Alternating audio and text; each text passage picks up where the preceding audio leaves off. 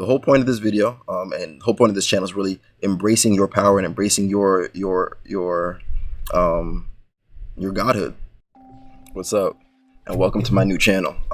This is a God with Amnesia channel I started really to voice some of my thoughts, ideas, concepts that just be sitting in my head, explore some subjects I'm really interested in, metaphysics, theology, philosophy, conspiracy theories, magic, occultism, esotericism, the whole 9 yards, a lot of fun stuff. And honestly, I just want to thank you for joining. Like, subscribe, comment, let me know what you think of the video, share it with your friends if you find it interesting. I called it a God with Amnesia just because I think humans are gods, but we've forgotten. If you watch the show, and I'll do this a lot, I'll reference like common TV shows or movies because I think they're pretty relevant and trying to teach us something. So if you watch a show, Watchmen, it's 1 season. I think it got canceled, but the whole premise is like Dr. Manhattan makes himself forget that he's a god in order to live life. And I think that is the situation we're in right now. We've forgotten where we've come from and who we are.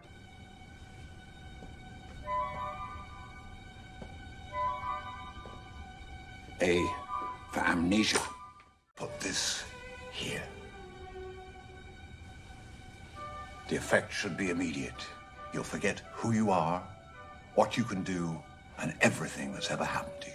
So, kind of an exploration, trying to refine ourselves. And this channel is an attempt to share what I learn and really engage in some dialogue and conversations through the media we have with people who might be interested. So, really just jumping right into it and talking about our first topic. I kind of wanted to talk about language, words, and how words have power.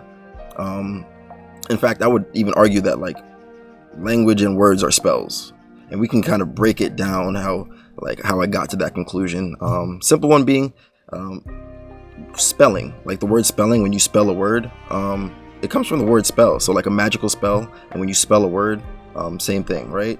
You write in cursive, and then in like magic, you have curses, or you curse somebody, right? If you have the words, words, right, and you take the S and put it on the front, it becomes swords. So your words are swords. They're what you go to battle with. They are what you go to fight with, right? And so words are very powerful and important. If you have a subject verb, you've created a sentence, right? And so your words are also your sentences, like a prison sentence. So they create the chains and boundaries within which you operate. So if you have positive words and positive language, you create positive sentences for yourself, right? If you have negative words and negative languages, you put yourself in prison and you create negative sentences for yourself. Even the word grammar, it sounds really similar to the word grimoire, right? And a lot of you might not be familiar with the word, but grimoire is an old word for a book of spells, Grimoire.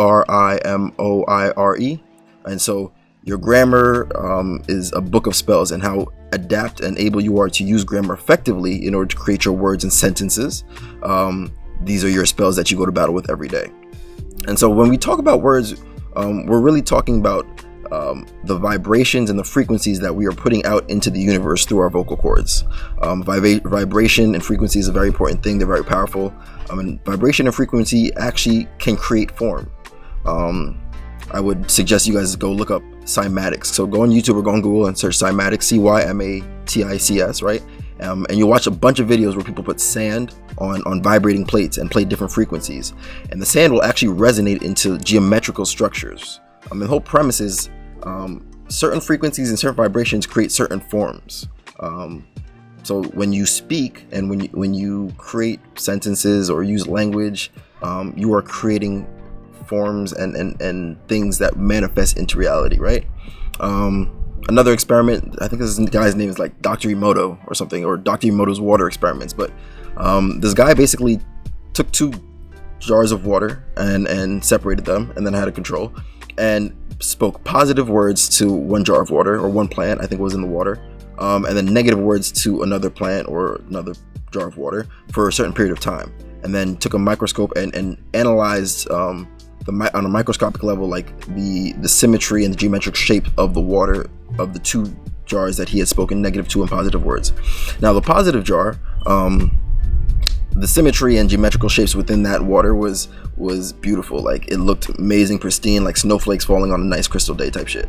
The negative jar was all disoriented and chaotic, and you could tell that something was different between the two, and the experiment kind of, in his eyes, and to a lot of people really resonated with it, was that positivity somehow creates symmetrical, beautiful geometric forms, and negativity creates the opposite, right?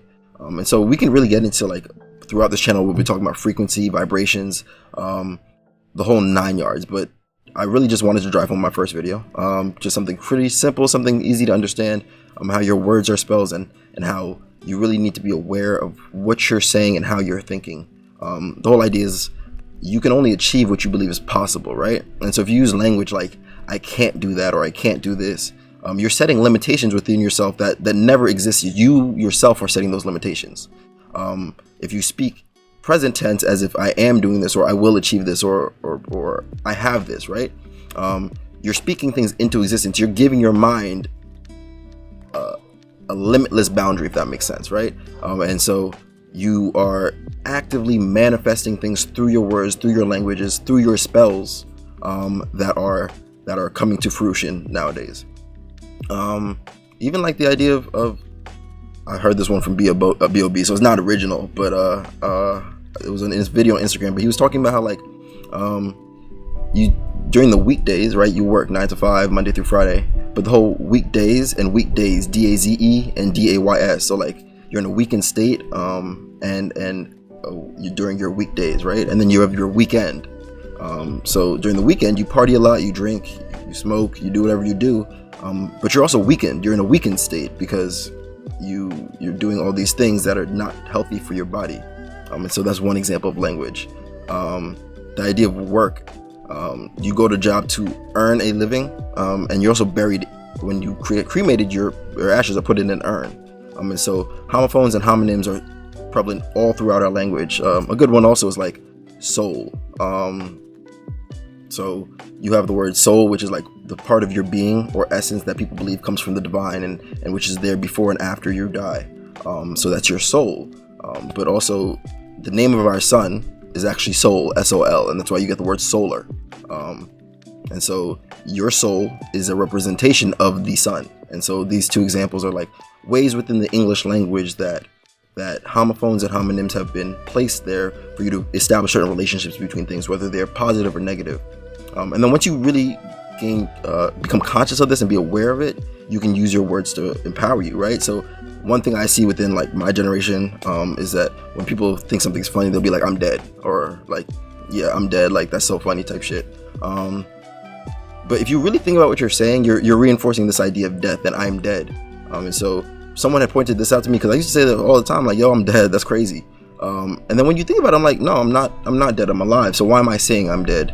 And it's these little things that, like, they may not seem like they have a big impact, but what you speak, you can speak into existence per se. And that's why things like affirmations work. Affirmations being repeated positive phrases and sentences that you might say every day, daily, before bed, when you wake up, things like that. What you're doing, you're voicing spells into the universe using your vibrations, and whether they're hypnotizing you or having an external effect and manifesting something, they work. Before you knock it, try it, really, just for like 15, 20 days in a row. Pick an affirmation, whether it's I bring wealth to myself in increasing quantities. Simple one. Say it 10 times before bed and after you wake up for 15 days. And I promise you, you'll start finding dollars lying on the floor. You'll start making money in ways you never thought. Somebody will send you $400 because they owed you it and you completely forgot. And that's something that happened to me yesterday, actually. So the whole point of this video and whole point of this channel is really embracing your power and embracing your godhood. Let's be straight. So let's call it what it is. Your language is really one of those first things that you can start to become more conscious of and affect. And after that, you can delve into like all the other fun, mystical, magical things that we'll be talking about. So if you made it this far, I appreciate you. Thank you for watching the video. Don't forget to like, subscribe, comment, and I'll see you guys next time.